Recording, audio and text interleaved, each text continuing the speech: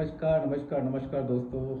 मैं हूं अतुल जैन, आपकी फिनेंशियल फ्रीडम की यात्रा में आपका दोस्त, और एक बार फिर से लेकर आया हूं आपके लिए एक और ज़बरदस्त फिनेंशियल फ्रीडम की कहानी। LIC का IPO आया है, सब तरफ हर कोई उसमें अप्लाई करना चाह रहा है। लाखों लोग ऐसे हैं जिन्होंने पहली बार स्टॉक मार्केट का अकाउंट खोला है, और ये हमारे देश के लिए ना बहुत ही बड़ा ओकेज़न है। अगर आपने अभी भी स्टॉक मार्केट में पैसे नहीं डाले तो कैसे आप कराओगे बड़े बड़े लोगों से अपने लिए काम। हाँ दोस्तों, मैंने पैसा कमाने का एक तरीका सीखा है कि वो तरीका ये है कि अडानी, अंबानी, टाटा, बिरला, नारायण मूर्ति ऐसे लोगों को अपने लिए काम पे लगाओ। जस्ट इमेजिन करो, ये लोग आपके लिए काम करेंगे तो आपकी वेल्थ, आपका पैसा बनने का चांस कितना बढ़ जाएगा। ठीक है दोस्तों। और आज की कहानी है फाफी के बारे में भी। फाफी और पप्पू, याद है ना आपको, दो दोस्त जो थे, फाफी और पप्पू। तो दोस्तों आज मैं बताऊंगा आपको, ओके, ये मेरा पहला वीडियो है स्टॉक मार्केट को लेके, लेकिन आज मैं बताऊंगा आपको कि कैसे स्टॉक मार्केट, जिससे मैंने पर्सनली भी काफ़ी वेल्थ कमाई है, कैसे वो बहुत ज़रूरी है हर इंसान के लिए। तो लेकिन अगर आप स्टॉक मार्केट में बिल्कुल कभी इन्वेस्ट नहीं करते तो फिक्र मत कीजिए, बहुत ही सिंपल वीडियो है ये। अगर आप सालों से इन्वेस्ट करते हैं तो शायद आपको कुछ एक नई चीज़ सीखने को मिल जाए। बहुत ही सिंपल चीज़ बताऊंगा आपको शेयर बाज़ार के बारे में। ठीक है। तो देखिए, LIC को IPO आया, लाखों लोगों ने अकाउंट खोले, पैसा लगाया। लेकिन अगर हम वापस चले और फाफी और पप्पू के बारे में, तो होता क्या है, फाफी आप जानते हैं, राइट, पिछली कहानी में मैंने बताया था। फाफी फिनेंशियली फ्री आदमी है, बहुत पैसा उसने लाइफ में कमाया है, बहुत फार्मूलाज लगाए हैं। अब वो आज वो 55 साल का है। जब वो 55 साल का हुआ तो अपने पुराने दोस्त पप्पू से मिला। पप्पू और फाफी जब 25 साल के थे तो उनकी इन्वेस्टमेंट प्रिंसिपल को लेकर लड़ाई हो गई थी। अब लड़ाई ये हुई थी कि एक एडवाइज़र ने दोनों को बोला कि तुम अपना हर महीने कुछ पैसा सेविंग में लगाओ। तो दोनों उस बात को अग्री किए, लेकिन पप्पू ने कहा मैं तो FD में डालूंगा, ओके। फाफी ने कहा मैं शेयर बाजार में लगाऊंगा, क्योंकि उसको थोड़ा सा रिस्क चलता था, ओके। जबकि फाफी को लग रहा था पप्पू रिस्क ले रहा है, पप्पू को लग रहा था फाफी रिस्क ले रहा है। खैर कोई बात नहीं, दोनों ने पैसा डाला, लेकिन पप्पू इतना नाराज हुआ। आप लोग भी हैं ना ऐसे कई लोग के, अगर आपके बच्चों ने, किसी ने स्टॉक मार्केट में पैसा डाल दिया तो आप सोचते हैं ये जुआ खेल रहा है, राइट, ये गलत काम कर रहा है। लेकिन उनको ये नहीं पता कि आप क्या कर रहे हो। आप टाटा, बिरला, अडानी, अंबानी को अपने लिए काम पे लगा रहे हो कि शेयर आप खरीदोगे, काम वो करेंगे और पैसा आपका बढ़ेगा। तो चलिए, जब 55 साल की एज में फाफी और पप्पू मिले तो समहाउ उनमें दोस्ती वापस, यारी दोस्ती में उन्होंने बात की।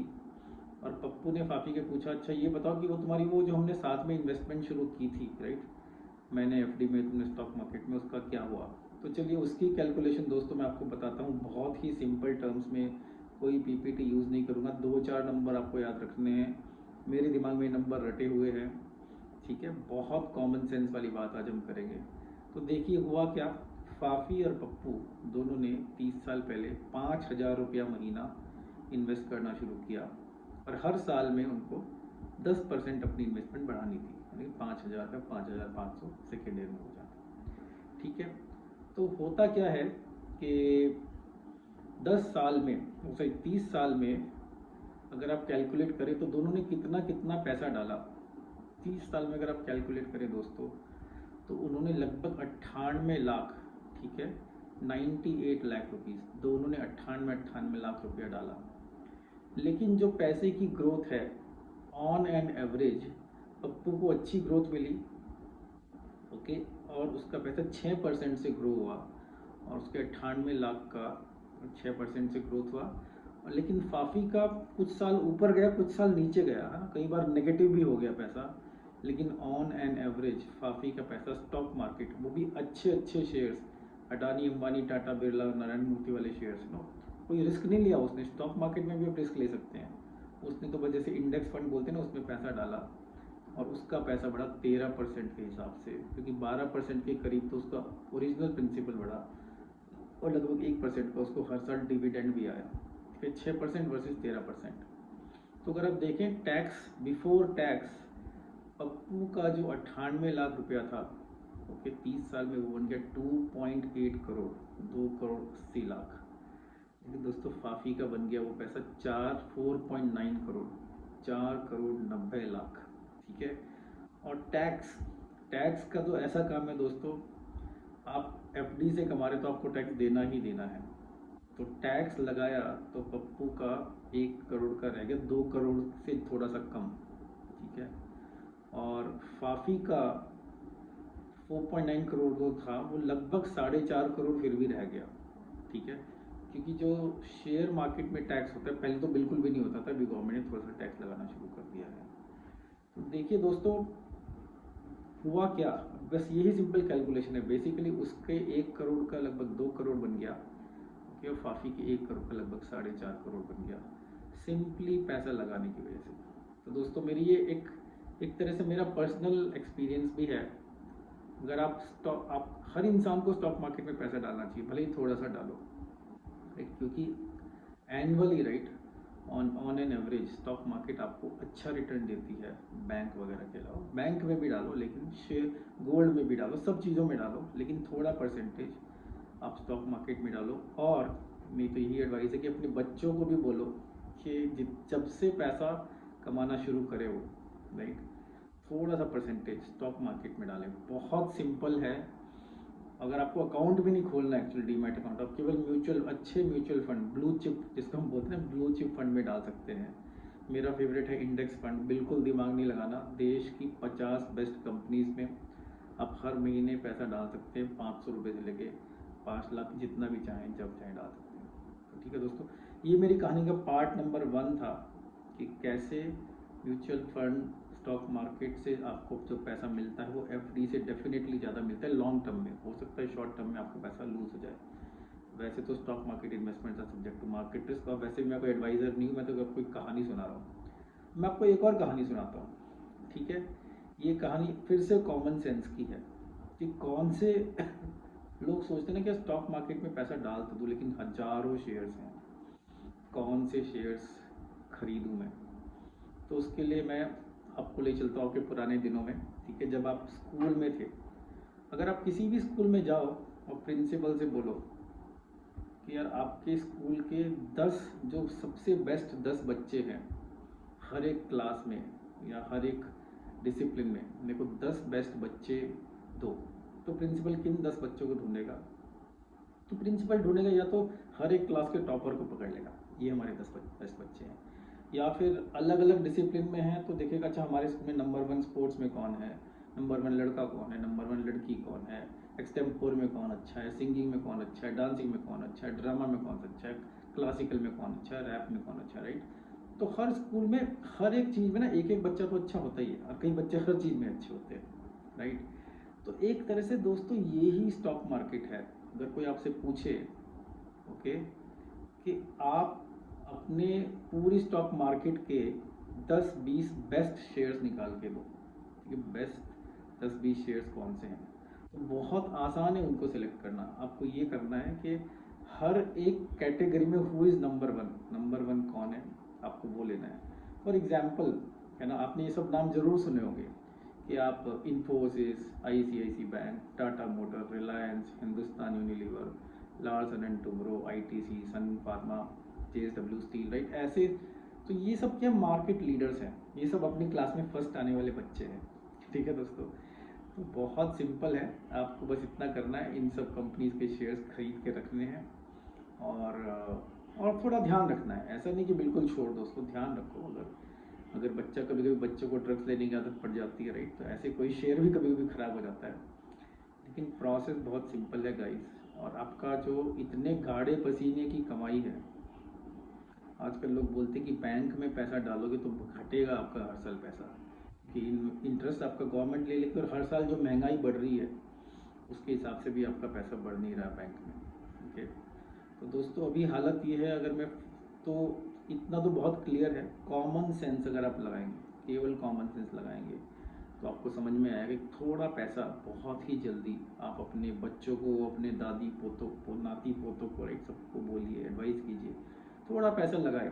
और हाँ, अगर उनको दिमाग नहीं लगाना है कि कहाँ पैसा लगाना है, बहुत सिंपल है, बहुत सारे एडवाइजर्स होते हैं आजकल।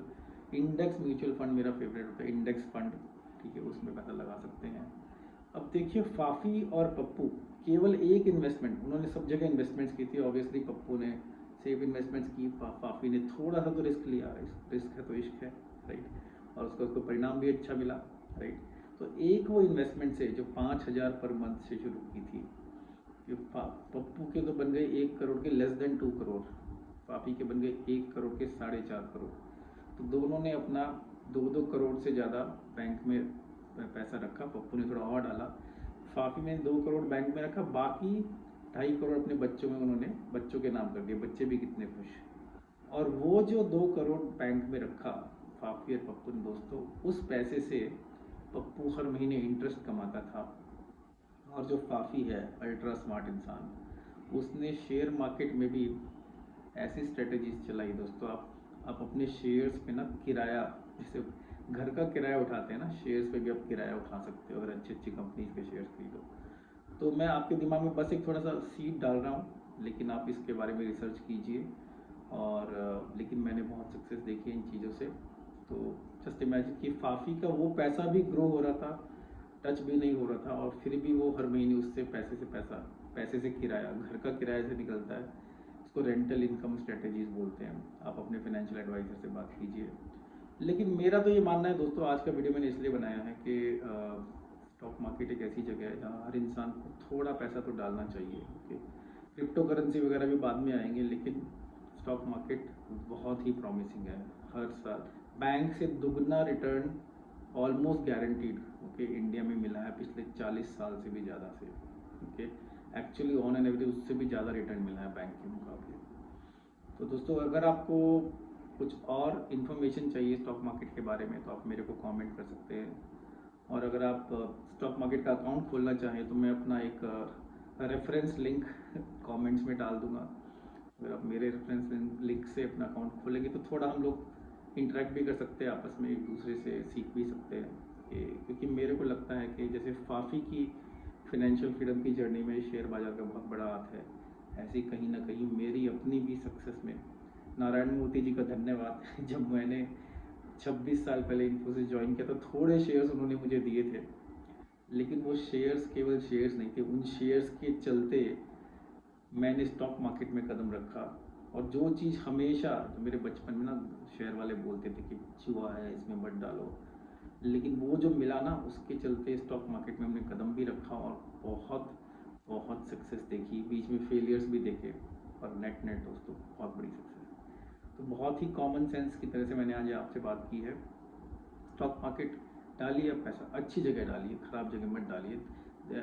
हर पैसे को हर रोज़ दुगना करने के हिसाब से मत डालिए, लेकिन आप चाहें तो हर 3, 4, 5, 6 साल में दुगना हो सकता है आपका पैसा।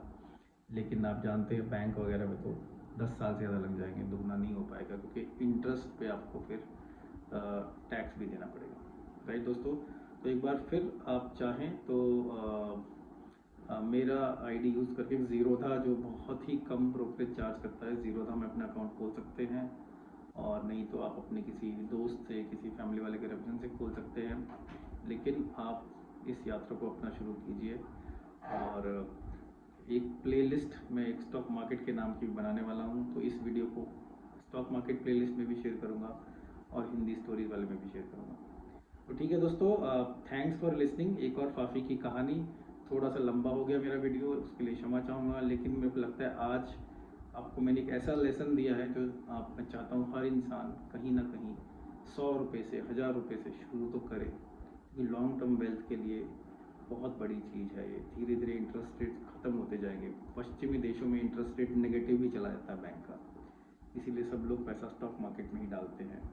इंडिया में भी बहुत ज़्यादा जो यंग लोग हैं, हर महीने कम से कम 20-30 हज़ार करोड़ रुपया स्टॉक मार्केट में म्यूचुअल फंड वगैरह के थ्रू, SIP के थ्रू जा रहा है।